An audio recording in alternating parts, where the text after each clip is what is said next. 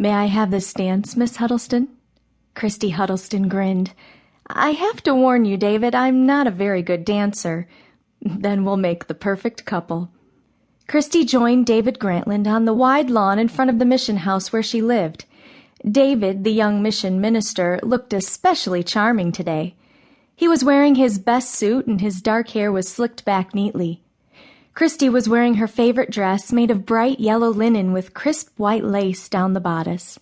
In her braided, sun-streaked hair she wore a matching yellow bow. Today, Saturday, April 6th, 1912, everyone in Cutter Gap was wearing their Sunday best clothes, which for most people here in this community were not much more than rags. Christy's dress was by far the nicest. It was Miss Alice Henderson's birthday, and Christy and David had arranged a party in her honor. Miss Alice had been a pillar in the community ever since she helped establish the mission school where Christy taught. She cared for the sick and ministered to the needy, and Miss Alice had often been a wise voice in times of trouble.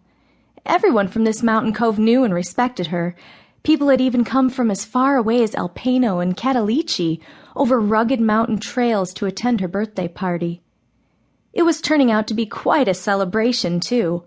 On this early April afternoon, the air was warm and sweetly scented. The great Smoky Mountains in this remote corner of Tennessee had finally begun to cast off the winter gloom.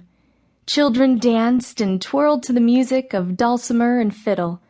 The mountain women wore sprigs of flowers in their hair. Even Cutter Gap's gruff Dr. Neil MacNeill wore a daffodil in his lapel. It was also different from the fancy afternoon teas Christy used to attend back home in Asheville, North Carolina. She'd left her well-to-do family to come teach in Cutter Gap just 4 months ago. When she'd first arrived, these mountain people had seemed backward, poor, and uneducated. Sometimes Christy had even found them frightening. But many things had changed, herself included, in those few short months. And now when she looked around the lawn, she saw past the shabby clothes and the bare feet.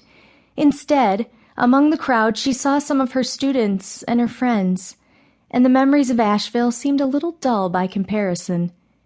David had just put his arm around Christy's waist when suddenly 3 large hogs came racing across the lawn, squealing loudly. They were being chased by Creed Allen, an energetic 9-year-old. 2 of the hogs which lived under the school had bright pink bows tied around their necks. Creed was carrying a 3rd bow.